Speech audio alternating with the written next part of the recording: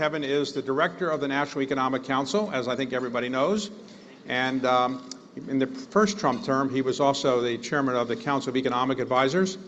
Kevin is from Massachusetts, graduate of Swarthmore, and got his PhD in economics at the University of Pennsylvania, and has worked at Treasury, worked at the Federal Reserve, and was for a while the head of economic policy at AEI.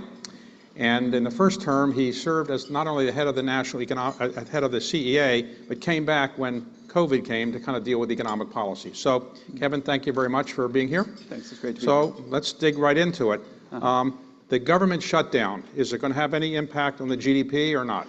Oh, for sure it's going to have an impact on this quarter GDP. That our estimate of the White House is that each week that we were shut down is worth about $15 billion off of GDP.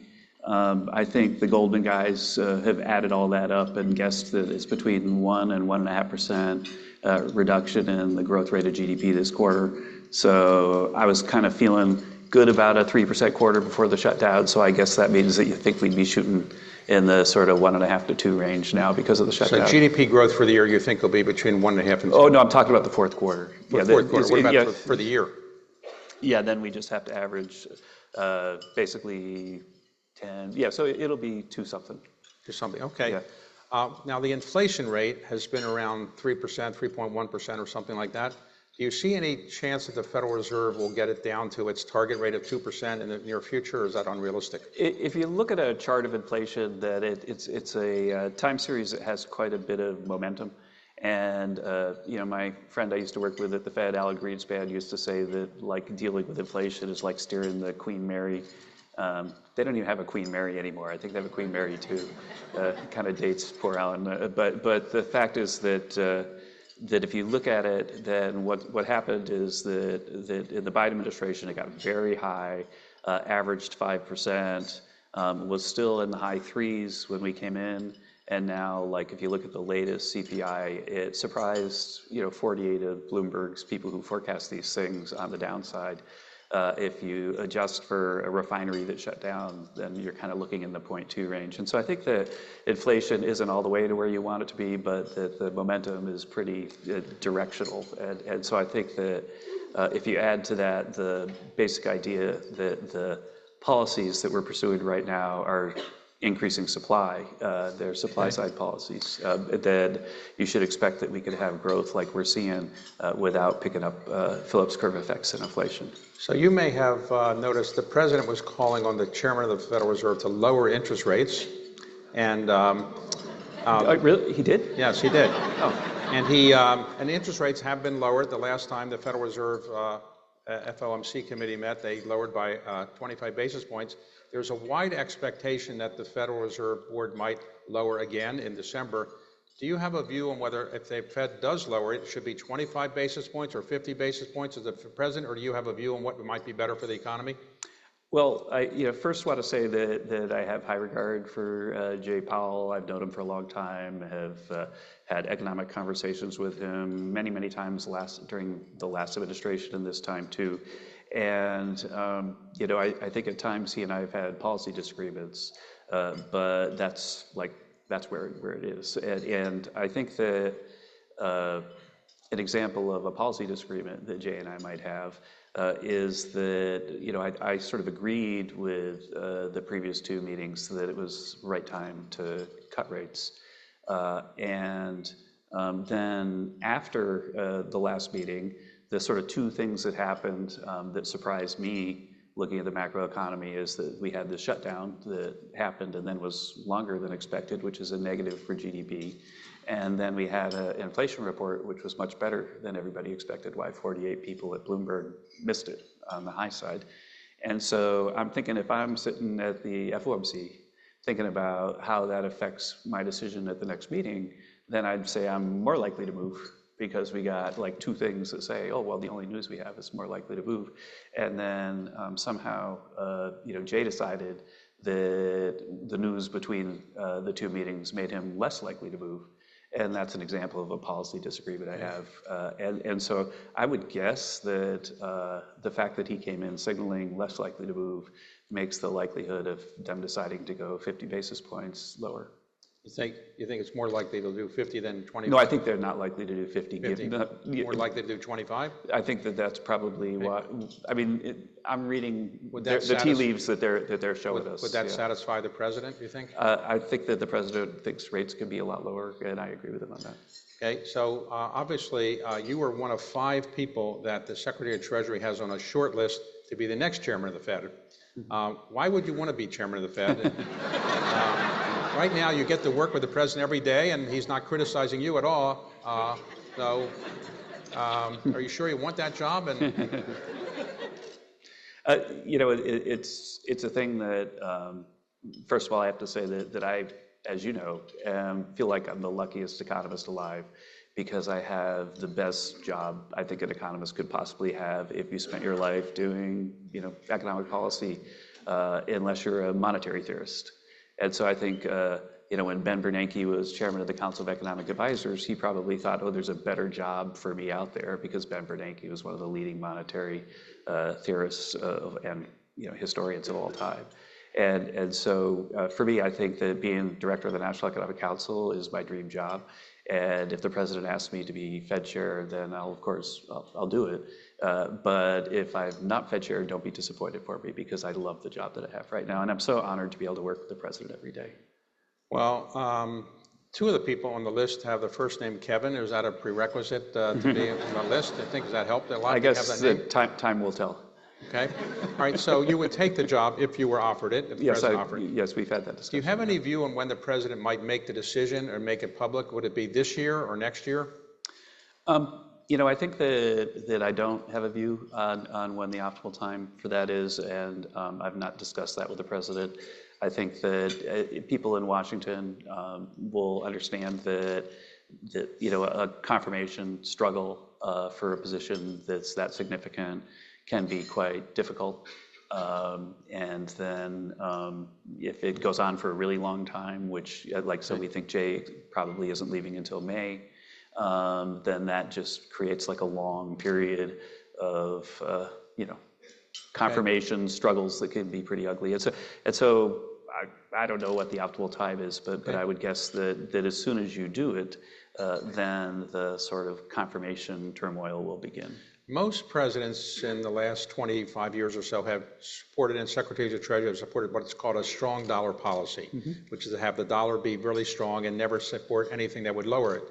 This administration has not seemed to be upset with the idea that the dollar has gone down against European currencies by about 10% since the beginning of the year. So is it fair to say you do not have a strong dollar policy, or are you happy where the dollar is now? Well, this is a group that, like, everybody here probably can go to their computer and put up the dollar chart, and probably has already done it this morning. But if you look at the dollar chart, then, you know, it's stronger now than it was when Trump left office, but it's down a little bit from its peak. And I think that the strong dollar policy is a sound policy.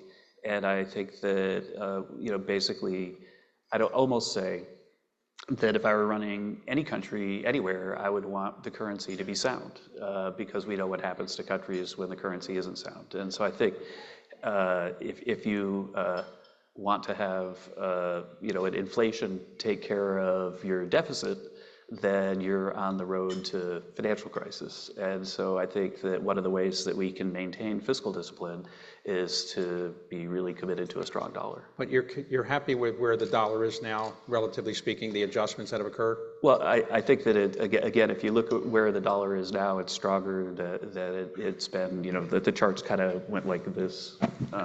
And so I think that if you were to look at historically, is the dollar strong right now, you would say yes. So in his career in public policy, President Trump has always been not a big fan of a trade deficit. We've had trade deficits for quite some time. Do you see any progress in the trade deficit as a result of the tariff policy? And do you expect trade deficits to be going down in the course of his administration, or to be happy to just keep them more or less where they are now? Yeah, the trade deficit is definitely going down, and the fiscal deficit is going down as well.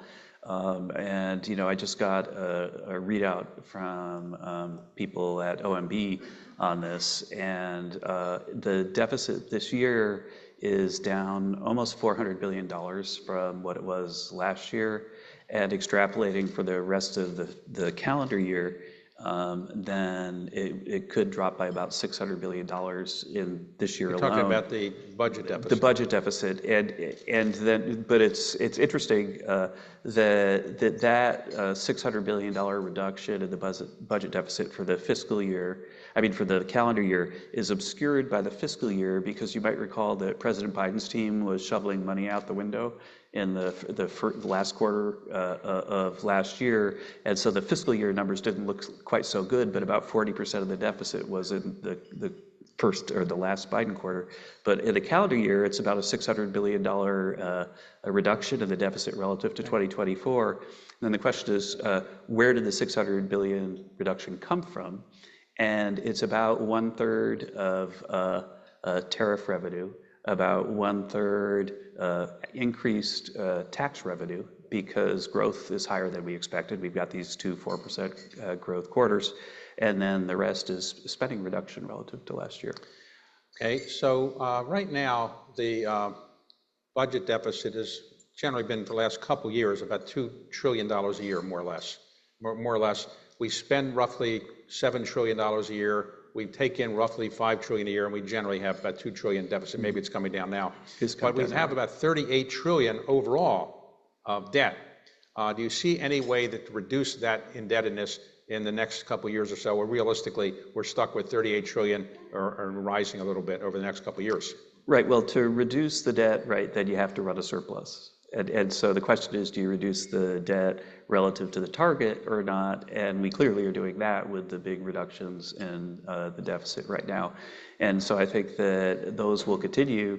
And I'm also extremely bullish about growth. We haven't talked about the growth outlook much, but let's talk about AI and growth when you're ready. But I'm very bullish about growth. And I think that will help a lot, but it's not just growth that's doing it. It's the fact that we have tariff revenue and we've got a lot more spending restraint than was here in the past.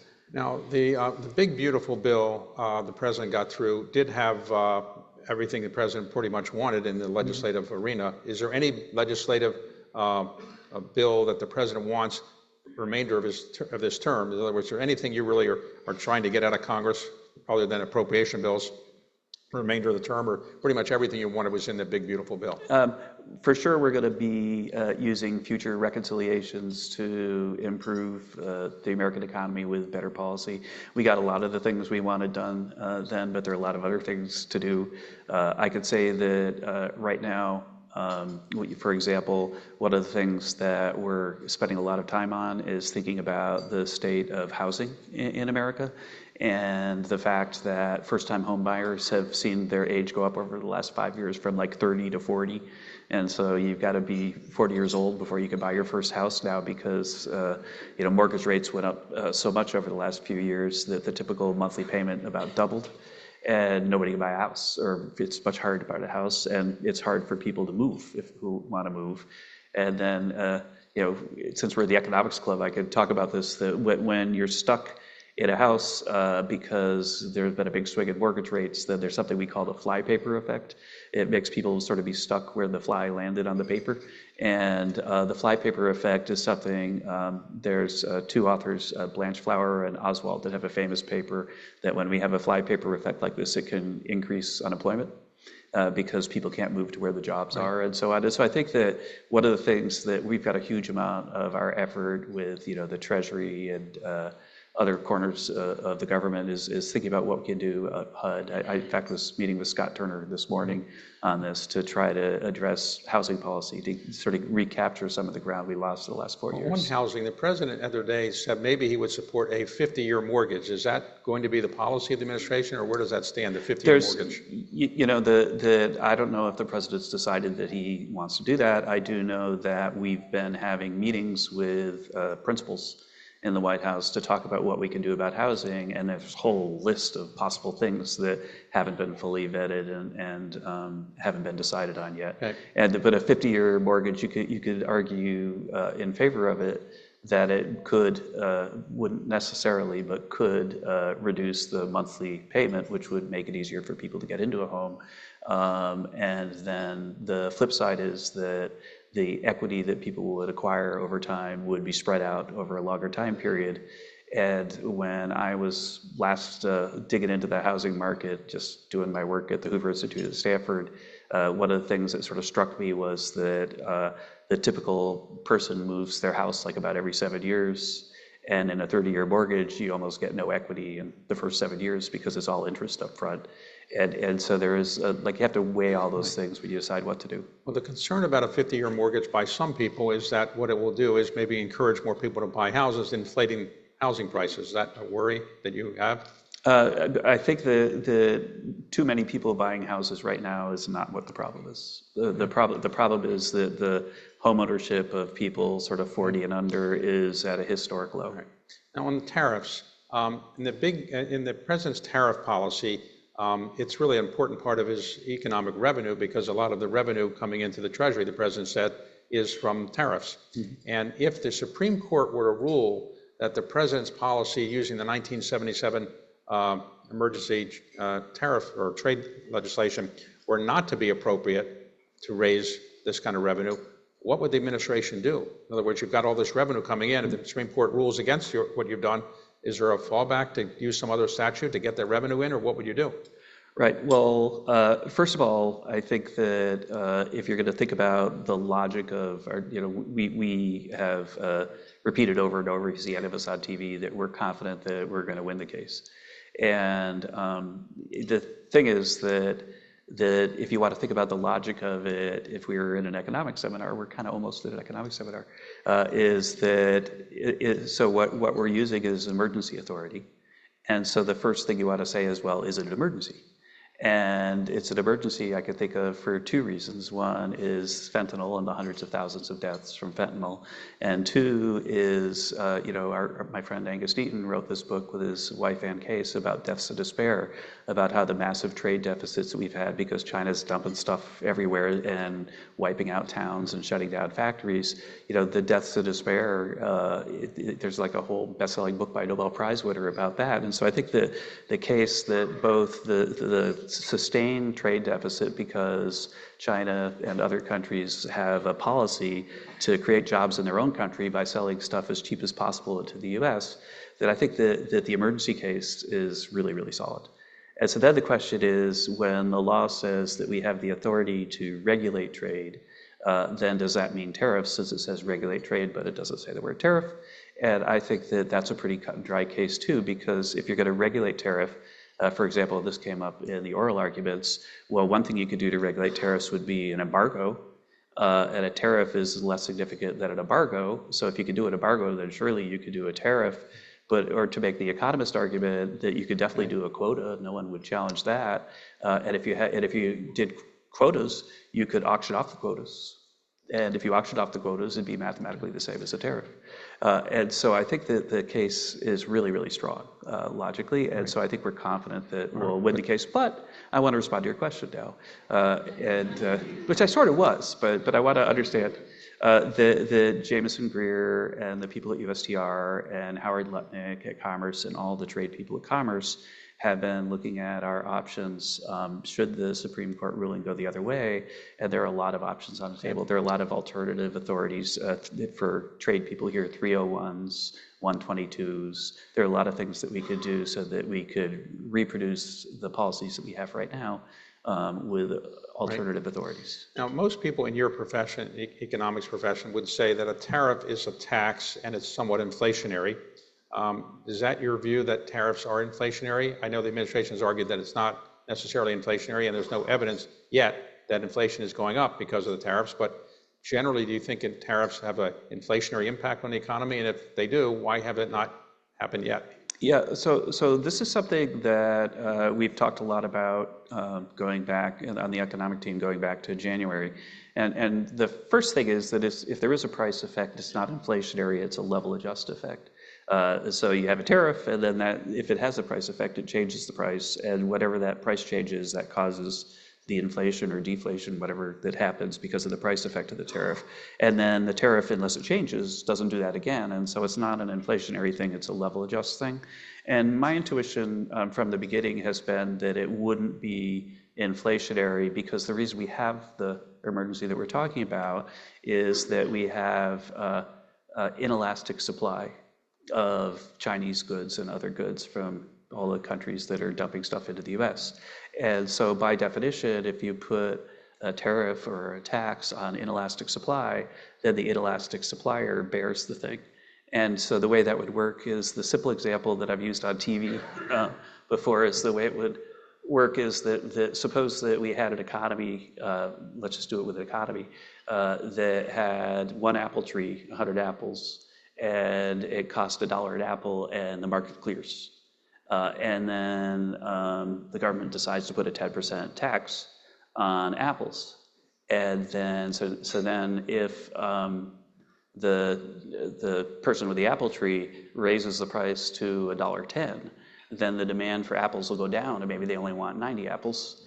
And then the question is, what happens to the other 10 apples? And the answer is, were they going to just let them rot? No. And so eventually the market's going to clear where the guy with the apple tree is charging 90 cents and paying the 10-cent tax, and the dollar clears the market for 100 apples again. And so my expectation all along, and you would have seen it in TV hits starting January 20th, is that we're going to see a big reduction in the price of imported goods from China and other places. And that's exactly what we've seen, because they don't want to just let the apples sit and rot on the ground. Now, in pushing the big, beautiful bill, the famous Laffer curve was used as support for the bill, that the theory was if taxes go down, growth goes up. Do you support the idea that the Laffer curve is working here, if it ever worked at all? Is it working here? And you think that growth is going up because taxes have gone down? Yeah, I mean, growth is going up because taxes go down. That doesn't necessarily require a Laffer curve effect. The way to think about a Laffer curve is that if the elasticity of something is bigger than 1, then you can have Laffer curve effects. And if it's lower than 1, then you can't, or it's harder, or over time maybe. But as an example, if we cut the corporate rate, then I have a new paper out that I published right before I came in again at the National Bureau of Economic Research with my colleague Josh Rao, where we showed that with the latest data that the elasticity of capital spending with respect to the corporate rate was well above 1. And so that means that in the corporate tax space, there would be like Laffer curve effects, but you could imagine other quarters of the tax code where you wouldn't. So for example, if you expand the child credit, there might be a lot of good reasons to do that, but unless you think that there's going to be a big fertility response, you're not going to see a Laffer curve effect. Now, you've argued in papers in previous years that for economic growth to occur in an economy like ours, we need to have immigration, getting workers to come in to take jobs. Now, we don't have as much immigration as we did before. Do you worry that we're not going to be able to fill all the jobs that might be available? And are you worried about the lack of our ability to get a lot of skilled workers to come in because of immigration policies? One of the things that people forget about President Trump's immigration policy in the first term is that he had us, and I worked very closely with Stephen Miller on this, come up with a immigration reform that could significantly increase legal immigration. And I can remember we went and presented it at the Washington Post editorial board, and I remember they were very favorably inclined towards that policy. And so I think that you have to sort of think about legal versus illegal, and that I think that we're on the record for the previous administration as supporting, sound immigration reforms that copy the kind of immigration policies they have in Canada and Australia. And so that's not happened yet. And so then the question is, how does that feed through to the labor market? And I think that one of the stories that people have said is that it's probably going to cause a sort of real disruption in the labor market, because the illegals or undocumented folks who did get Social Security numbers and so on when they were released into the country ahead of their hearing down the road, they did get a lot of jobs. If you look at, it's kind of hard to tease this out from the BLS's data, but if you look at the job creation this year, I just got an update on it yesterday, that basically of the jobs created this year, 129% of them were people who are native born. And then there was a reduction in people who are non-native born. So that's where you get down to 100 of minus 29. And so the idea that the reduction in non-native born workers would cause a disruption could be true if native born workers didn't jump in and take the vacancies, but it looks like so far they have. Let's talk about how economic policy is made in this administration. So does the president want to have his advisors come together and you hash out things in the Oval Office? How do you actually make policy? Is it by memos, conversations? Do you go in and whisper in his ear what you should do? How does it work? Yeah, so it depends on the gravity of the policy. That there are things that happen every day that get resolved by cabinet secretaries, and every now and then the cabinet secretary will want to know, well, what do you think the president would think about this? And then maybe I'll say, oh, I'm pretty sure he already talked to me about this 6 months ago. He's fine if you do it this way. And so there's a lot of smaller things that, because they have a ginormous government, that have to be resolved by the cabinet secretaries, often in consultation with the chief of staff's office and us in the domestic policy council and so on. The bigger things that require presidential decisions, they very often what happens is we'll have a meeting often in the Roosevelt room where the principals will say, well, here are the options we think we should give the president. And then we will sort of usually draft the people who are for and against each of the things, and then go into the Oval and discuss them with him. But he always wants to have the people who support the thing that he's being advised to do and the people who don't, unless, obviously there's some things that everybody supports so much that you just can't do that. But he really likes to have lively debate in the Oval, and if you're not giving him enough debate, he'll work it out and make sure you get when you debating. go in there and when you debate with him, does he ever say, let me think about it overnight, or does he say he makes a decision right then and there? Yeah, he does say that. He definitely says, I need to think about it. That happens, yeah. And then afterwards, the people go whisper in his ear after everybody else is gone, here's what you should do, or does that ever happen? It's a thing that that really, I commend Susie Wiles especially, that there is a risk that the most convincing person in any administration is the person who talked to the president last. And then that creates, kind of like a competition to like check his, sleeping schedule and decide that, who's the one who's going to call him right before he goes to sleep. And that's something that every president has to deal with, and that I think that, this administration has dealt really well with compared to previous administrations. You're one of the few people working in the White House now who worked in the first term as well.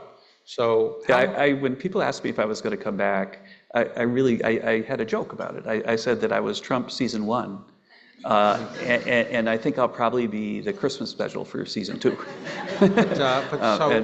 How is he different than in Trump 1? In other words, obviously he's more experienced. He understands economic policy making more than maybe he did the first time around. But how is he different? Is he easier to deal with, harder to deal with, more dogmatic than before, or any change at all you can talk about? Yeah, he's much more experienced.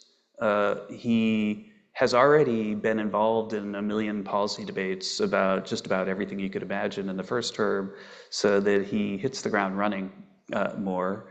I think that within the White House, that he has had a good idea of how to build a White House that would be functional.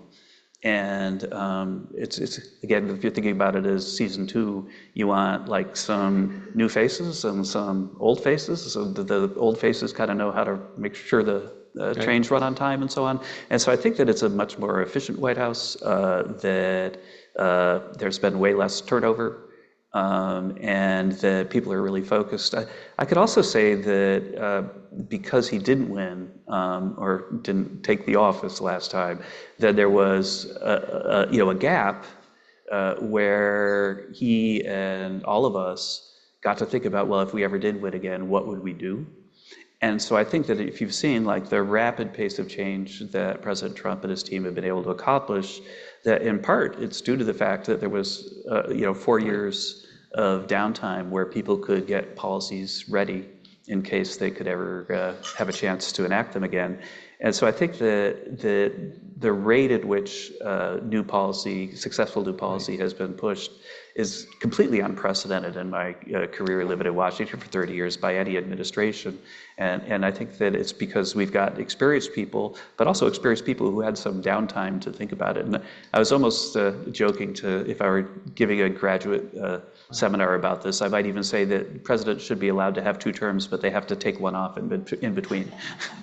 So what would you say the president would say, or you would say, is his greatest economic accomplishment to date? And what would you say is their greatest economic challenge for the remainder of the term? Listing great accomplishments is, I would say that he cares most about like how well Americans are doing. And in the first term, like we've only been here for half a year or a little more, but in the first term that I can remember when we were talking about the Tax Cuts and Jobs Act, that I went in and I had a simulation of what I thought it would do for the economy, how much GDP would go up, and we had a simulation that GDP growth could get back up around 3, which was controversial at the time because everybody believed in the new normal and we were only stuck in the ones. And then he kind of looked at me and he said, I don't want to talk about GDP. Come back and tell me what it means for ordinary people. And so then the next day we came in and I had reviewed a large labor literature on what happens to wages when we have big corporate tax reductions. And I told him that, well, if we pass the bill, then people's wages will go up between $4,000 and $8,000 was the range of estimates in the literature. And then he said, well, I'm going to promise 4. I want to under-promise, but that's going to be our message. If you go back and look, $4,000 increase in wages was the main storyline of TICJA as we were trying to get it passed. And then right up against COVID, it had already gone up to 6,500, which was about the midpoint of my range. I actually like the 6,500 better.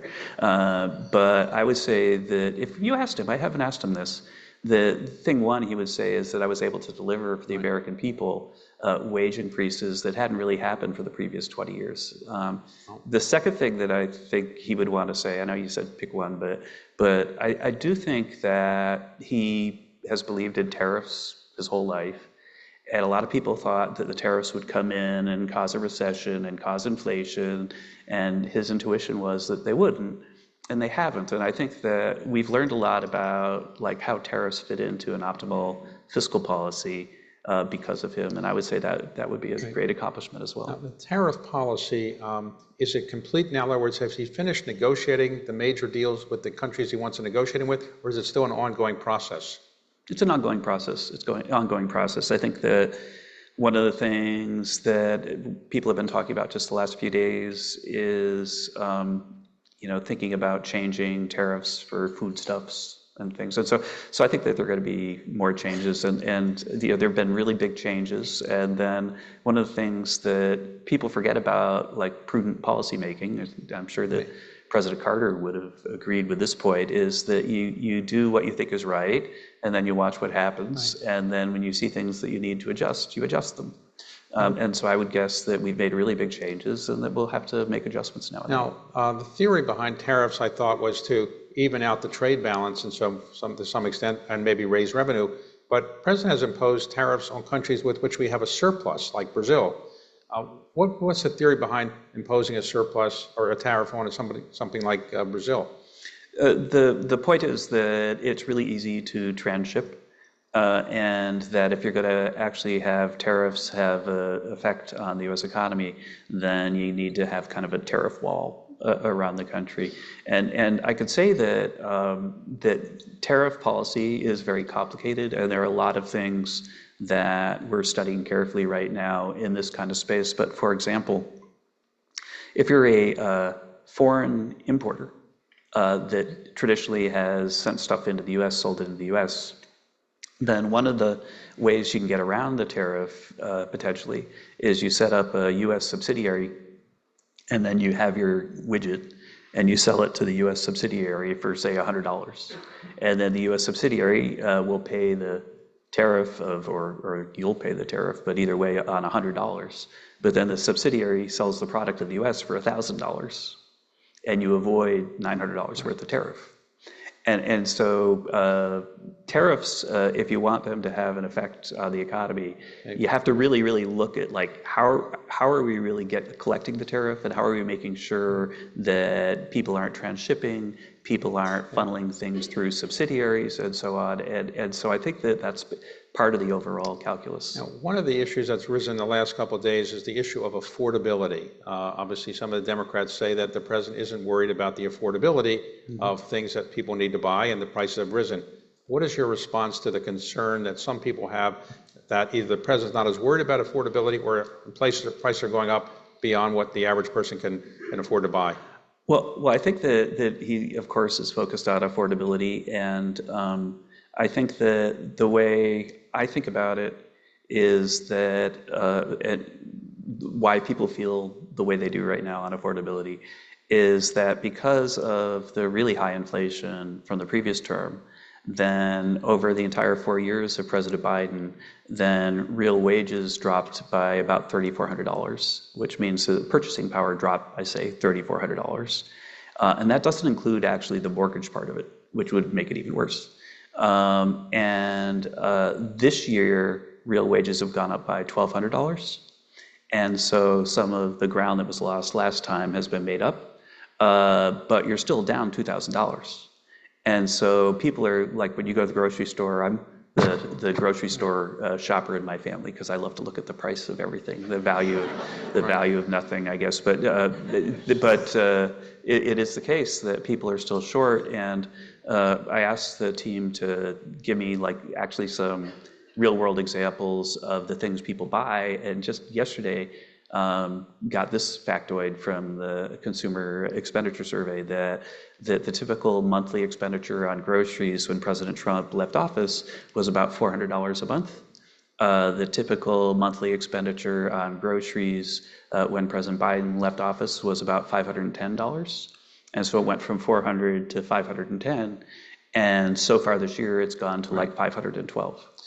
And so the rate of increase of food prices has gone down to almost nothing. But the ground that we have to make up is still a significant challenge for us, which we take very seriously.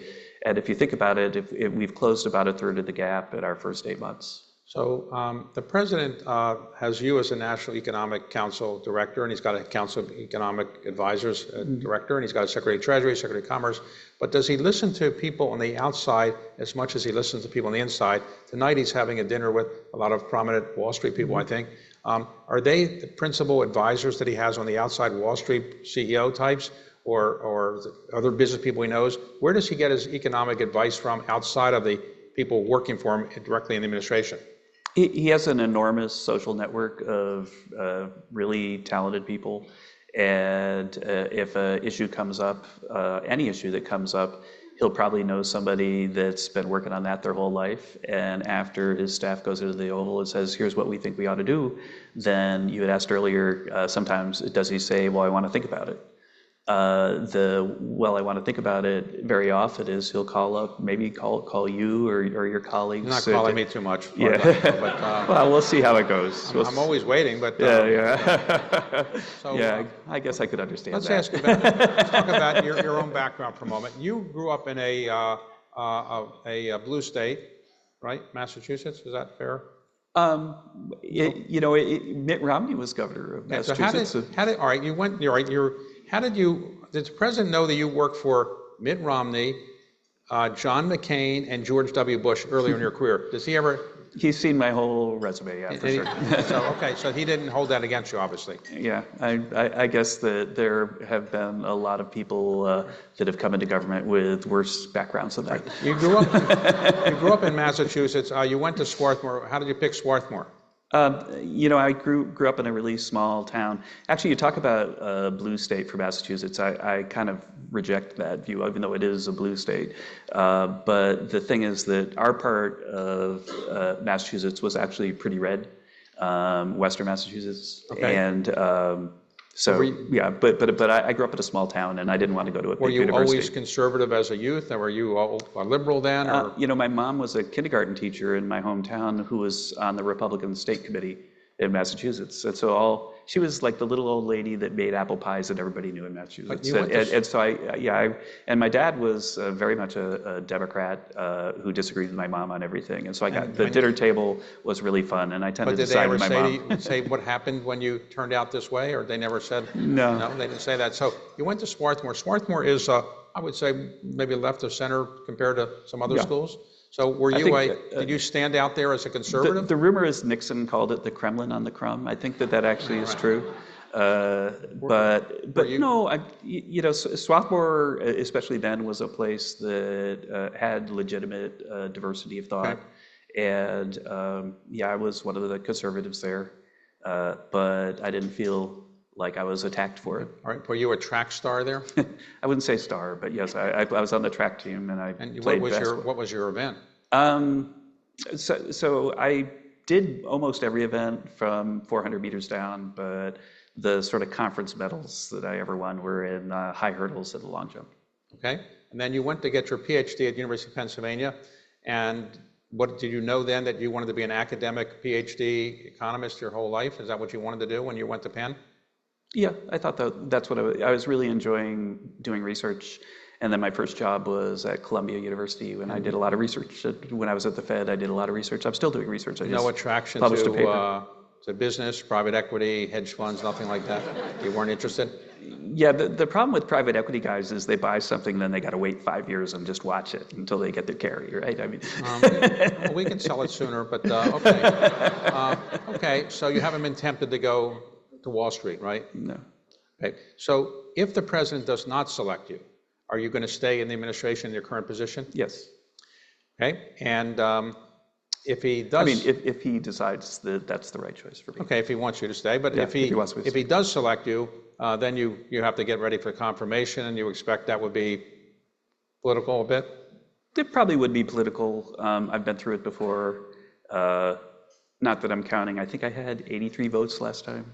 So I've been through the process. The process is, basically you get very carefully scrutinized, of course. Right. But once you've done it once, there's kind of not a lot of news left for them to find. I'm sure the president will get recommendations, but if you were to recommend a person for the job, how would you say you would be the best person for the job? In other words, if the president was watching right now, he might be, and you were to say, well, here's why you would be qualified to be chairman of the Fed, what would you say?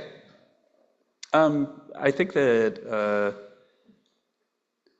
first of all, that there are a lot of qualified people that have... But you're the most qualified. If you want to say the most qualified. If I want to say the most qualified person, I don't want to compare to others, but I would say that the reason why I could be ready to get to work right away is that I spent 5 years working at the Fed.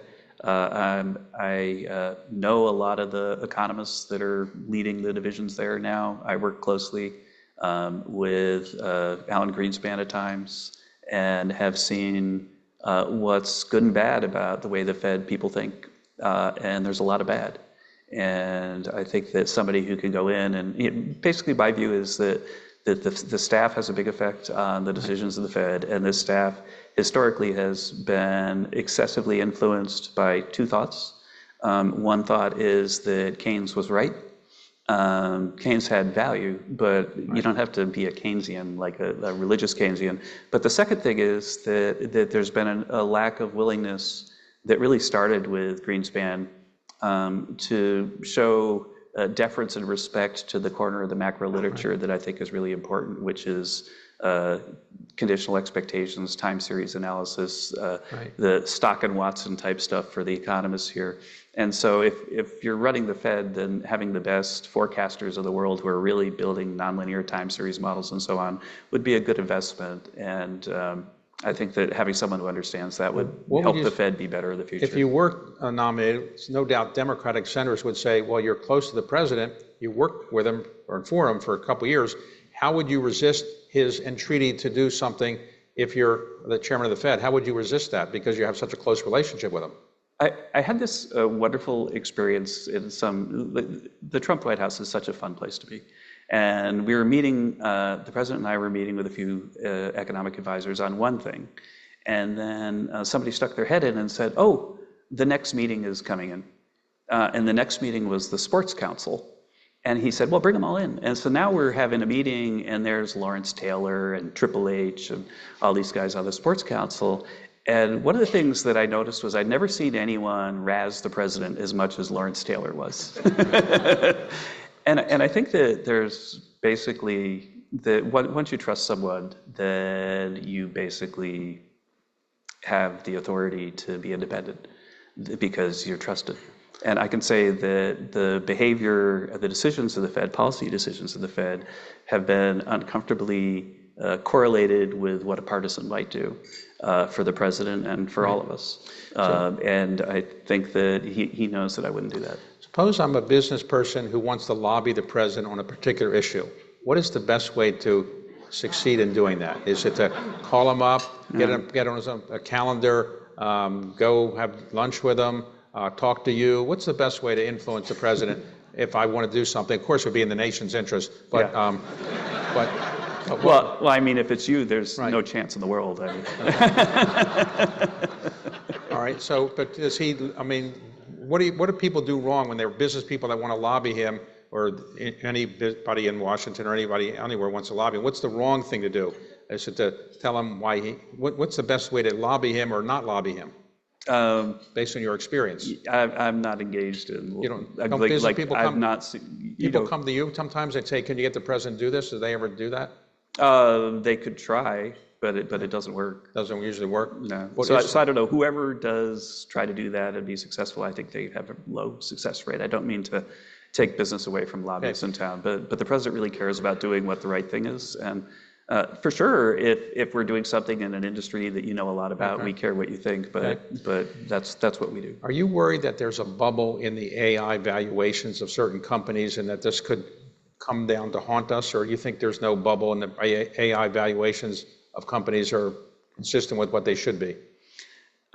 So if you think about what AI is doing right now, is that it's increasing the productivity of workers and firms, or capital and labor, and it's doing so at a remarkable rate.